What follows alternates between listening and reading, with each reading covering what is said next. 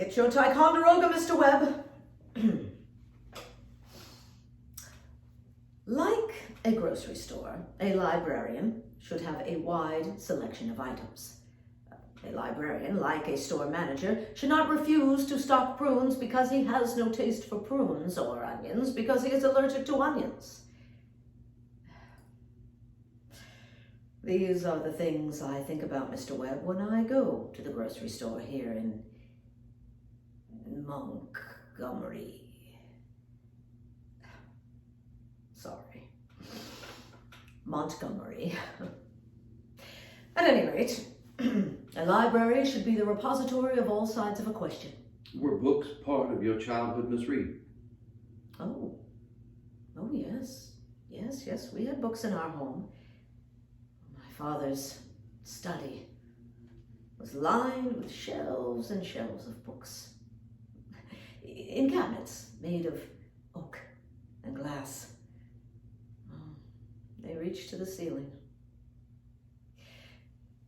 Opening a door and then choosing a book from beyond that glass, that was like Christmas. He let me choose one book a month. I would read it in the quiet of his study. And what did he do for a living? My father.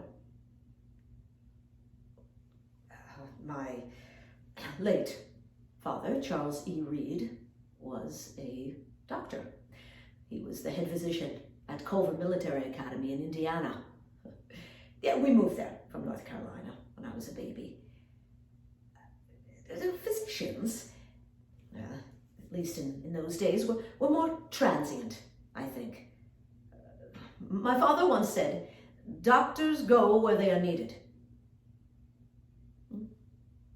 I suppose it's the same for librarians. I was needed many places. Hawaii, even. I spent 2 years there before returning to the mainland to be with my mother, who had become ill. At any rate, at Culver, the faculty and staff were more of a Southern than Midwestern culture. I am not unfriendly to the problems of the South. I think that I chose to accept library positions in the South, that should indicate that I was aware of the patterns. I have never been a crusader in changing these patterns. Like a good doctor who does not judge the illness, but merely that treats it. I believe that books should be made available.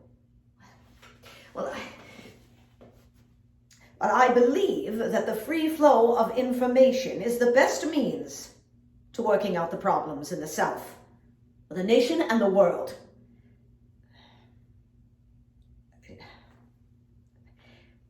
The librarians have a difficult time pleasing everyone. Like a doctor, I suppose. No one likes to take medicine, but it would seem to me you would want it presented by the most informed individual.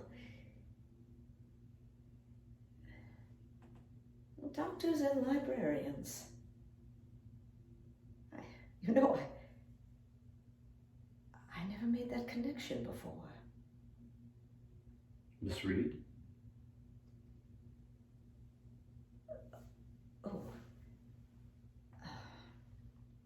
Forgive me. Lately, I miss my parents. Would you mind leaving that part out? Off the record, so to speak. Of course. You must hate this business of legislative scrutiny. Hate? Oh no. No. Books and budgets are part of the job. With due respect, what I hate is this. Us, here, having to be so public, so profiled.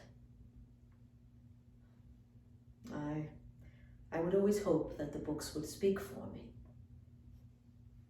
And for themselves. I do not welcome glare, Mr. Webb.